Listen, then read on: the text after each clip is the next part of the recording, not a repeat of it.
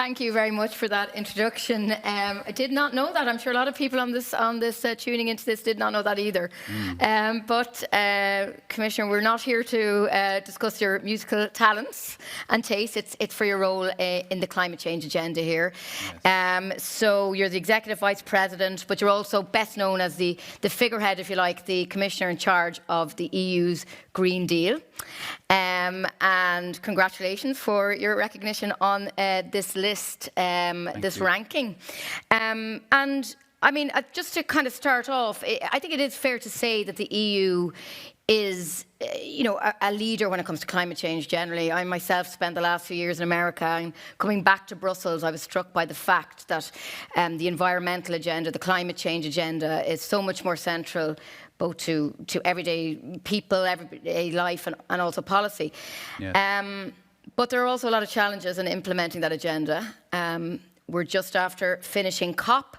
I know you're meeting the US climate envoy, John Kerry, tomorrow, who's in town here. So maybe just let's focus on the fallout from COP and how that went. I mean, what are your feelings on that? For example, the EU was criticised in some quarters for not doing more to bring other countries along. I mean, is there more you can do, the European Commission, in that regard? Well, I think we were essential in bringing all the countries together. I think we did play that role in Glasgow. I think certainly at the last hour, when all of a sudden the Chinese and the Indians had extra demands on the final text, we were able to keep things together and we were able to find a compromise. And I think the EU played that role. And I was able to play that role because the member states allowed me to play that role. All the ministers who were there were very supportive. The European Parliament was extremely supportive. So we had a real Team Europe feeling there, and that helped us. And our credibility was based on the fact that we're the only ones who actually have a full-fledged plan to get to climate neutrality in 2050 and to reduce our emissions with at least 55% by 2030. And what about, for example, there's been agreements with South Africa. I mean, is there any more concrete plans to do this with other countries, India? Well, other countries are very interested in that model, and we need to make a success of that model in South Africa. And then I'm sure countries like Indonesia and indeed India will be interested to follow similar models. For those countries, decarbonising, getting out of coal is extremely complicated. But they're committing to that, which is quite audacious. And they deserve our support in that trajectory. And South Africa has the extra challenge of an energy sector in difficulty. And I think it's in all our interest to help South Africa solve those problems and actually engage in a trajectory towards climate neutrality as well. And also, if you think more domestically within Europe, I mean, this ambition, this Fit for 55 package is happening at a time of rising costs for consumers, of rising inflation, of rising energy prices, which is becoming a huge political issue across Europe. You have a long political experience yourself in government as well as here in Brussels, and that is obviously a difficult issue for ministers around the table. Are you worried now that the momentum, that you can harness this momentum, given a lot of misgivings around Europe about the extra cost involved in this plan? Well, even in this pandemic, if you ask Europeans what is the one subject that keeps you awake, or what do you worry about most, their answer will be climate change. So we do have that going for us, that our citizens understand that this is something we need to deal with. But at the same time, it's not just the climate crisis we're facing, it's not just the threat of ecocide. We're in the middle of the most profound economic revolution, industrial revolution, since the first industrial revolution. So this is an age of disruption, of profound revolutionary change. And that's going to create a lot of unrest in our population worldwide. And the art of politics will be, how do we organize ourselves in such a way that our citizens have the feeling and have the understanding that we'll guide them through this age of transformation. But it's going to be an age of transformation whether we act or not. The only question is, are we going to organize this transformation to the benefit of the whole of society, yes or no? I mean, the Commission has talked about the idea of a social fund to kind of compensate, if you like, the poorer. Is this just going to be more kind of EU money just given to countries, throwing money at the problem? Or any more detail on that? Well, the thing is, what we're proposing there's two sectors where we're not really doing well. Transport, emissions are going up. And in buildings and housing, the reduction of energy consumption is only half of where we actually need to be. So we need to do more there. And we've looked at all different models, all things you could do, and we thought a dedicated emissions trading system would be best suited for this, because you put the onus on the providers of the energy in those sectors. And of course, people will say immediately, yes, but they will, put that into their pricing, and then eventually the citizens will pay. Well, they will have to pay for their emissions. That money will go, like with the other ETS system, partly into a fund, a climate social fund. That will be to the tune of about 70 billion euros. And member states are then put in a position to spend that, for instance, to compensate citizens for higher energy prices. You could give them grants, you could give them, like in Denmark, they give people checks so that they can renovate their homes. You can also invest in low emission or zero emission vehicles. You can do all sorts of things to compensate our citizens for higher prices or for the changes they need to go into. And I believe that's a better system than just imposing tax or imposing regulation. But there is a political reality that there is not much appetite to extend ETS to building and transport. Well, you'd be surprised to see, initially, quite a number of member states were rather reluctant. And then they also understand they've committed to the reduction of 55% by 2030 and to climate neutrality by 2050. In law, it's a legal obligation. And my answer to them is always very simple. If you have a better method of getting us there, please tell us. And we're open for that. But step by step, I think more and more member states come to the conclusion that this might be the optimal system as compared to different solutions. But is it not the responsibility of the Commission to come up with an alternative if you're running into a bit of a brick wall with this issue about extending the ETS? Or are you confident you will have enough back? I think we can make it. I also believe it's our responsibility to come up with a comprehensive plan to get us to minus 55 and to zero. And that's what we've done. And it's comprehensive, it's holistic. So if you want to remove one of the elements, then the one who removes the element has a responsibility to come with an alternative. That's not our responsibility. We've proposed a comprehensive plan. On another, just a couple of more specific issues. One thing that we're going to be hearing a lot about in the next few weeks is the European taxonomy. Yes. And we've seen drafts where there's proposal to include nuclear and gas. I mean, is this not a sellout by the European Union if they're going to include those forms of energy in this? Well, there's green and there's not green. What is green we've already put into our first delegated act on taxonomy, that's clear. But there are two energy sources that are necessary in this transition. Nuclear, because some of our member states will make that choice to go for nuclear energy. Not all, some really reject it, others choose. It's a sovereign choice of member states whether they want nuclear or not. Nuclear has a huge advantage of being zero emissions, but it's not sustainable, it's not green. And then there's natural gas, which obviously is a fossil fuel, but is absolutely necessary in the transition away from coal to sustainable energy. So we have to account for the fact that these two energy sources play a crucial role in our energy transition. Now, how that lands into the taxonomy is something we're still discussing internally, and we want to take a decision before the end of the year. But taxonomy, I mean, do we understand what taxonomy is? Taxonomy is just a tool for investors to know what is green and what is not. So do you expect that both will be there, the nuclear and the gas? Well, I think we need to find a way of recognizing that these two energy sources play a role in the energy transition. That does not make them green, but it does acknowledge the fact that nuclear being zero emissions is very important to reduce emissions, and that natural gas will be very important in transiting away from coal into renewable energy. So you do expect a proposal by the end of the year? Yes, I do. Yeah, yes. Okay. One other issue on these, because I want to just broaden it out a little bit more as well, but The other proposal that's been kind of interesting, controversial, has been the carbon border adjustment tax. Yes. This idea of applying a charge, if you like, on incoming products, depending how much carbon they generate or produce. And there's been some resistance to this.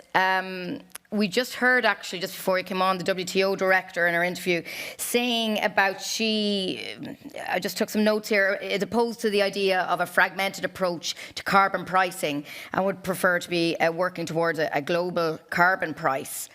And the need to have it within the framework of the WTO. The US in particular has been open about their opposition to this. Are you going to be discussing this tomorrow?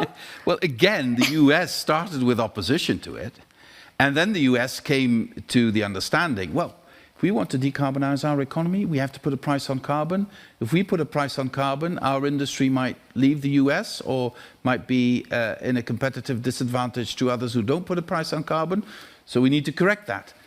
That's what we're doing. So if those economies who know that they need to decarbonize, they know that they have to put a price on carbon. That's the only way to decarbonize. You can do it in different ways. We're doing it using the market. You can also use regulation or taxation to do that. But in the end, you will have to see whether putting the price on carbon is done in a comparative way.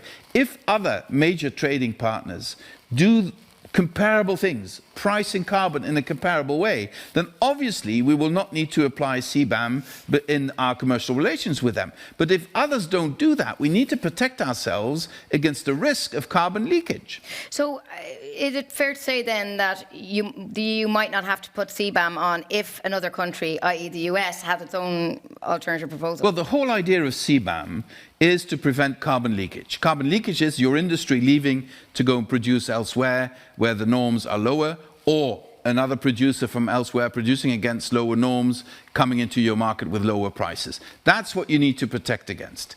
And CBAM is a way of doing that. And this will be necessary in any economy that puts a price on carbon, because as long as the whole world... But I mean, it would be wonderful if the whole world would put a price on carbon. We're a long way from that situation. So would you be open, would the EU be open to some kind of exemption for a certain trading partner? I think we need to, I mean, it would be easier if everyone would just join a form of emissions trading system. Then it would be really comparable. We have to be realistic. There's not that much appetite at the federal level in the US to have an emissions trading system, but they will find other ways of putting a price on carbon. Regulation or taxation. Then we have to make sure we can compare it. Does it have the same effect on their industry as our ETS has on our industry? If that's comparable, there is no risk of carbon leakage between us. So there would be no need of having a CBAM between us. Yeah, so they would be open to that kind of, in that situation, exemption. And then one of the other points, I mean, getting back to what we spoke to at the beginning about the implications of the entire climate change, the economic implications of this. I mean, the WTO's point earlier about carbon pricing, about, or the carbon border tax, will poor countries be damaged by that kind of model?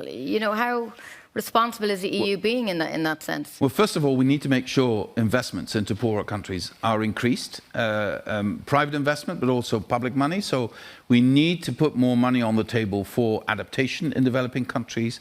We need to look at the issue of loss and damage, which are two issues that will come back for the next COP in Egypt. And we need to prepare for that. We need to prepare for that well, and that will be one of the subjects I want to discuss with John Kerry tomorrow. And we need to look for ways to avoid that the way you apply your rules to developing countries stifles their development. On the one hand, we don't want that. But on the other hand, we don't want our industry to go and produce in a dirty way in those countries either. Okay. So that's where you have to strike a balance. Okay, just moving out a little bit away from the climate agenda. You're obviously a senior figure in the European Commission. And actually this does link into the climate. I mean, are you worried about some of the broader challenges for the Commission at the moment. There seems to be just ongoing tensions between the East and West within the European Union, even on the issue of climate. I mean, Poland, for example, has been very strong on climate change issue, very resistant to some of the things the European Commission is proposing. Are you worried about rule of law and those kind of issues in Eastern countries like Poland and Hungary? Well, there are so many issues that could keep me awake at night if I choose to be worried all the time.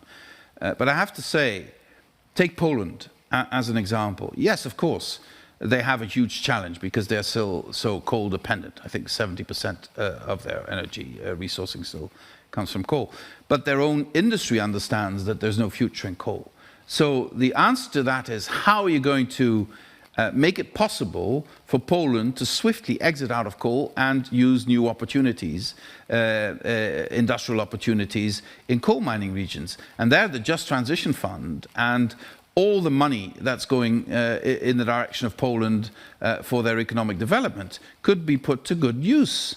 And I believe that it would be self-defeating for Poland to oppose the Green Deal, because they're one of the best beneficiaries of the Green Deal, and they have huge potential. If you look at the attitude of the Polish population, there's very few countries where so many people buy solar panels as in Poland. They're now the biggest exporter of electric buses in Europe. So they are embracing these new economic opportunities. And Poland is a country really used to economic change, used to transformation. So those countries like Poland could really use this opportunity in a way that's very profitable for them. But how would other member states feel about, giving more money? So, is it, say, if we're talking about the social fund, yeah.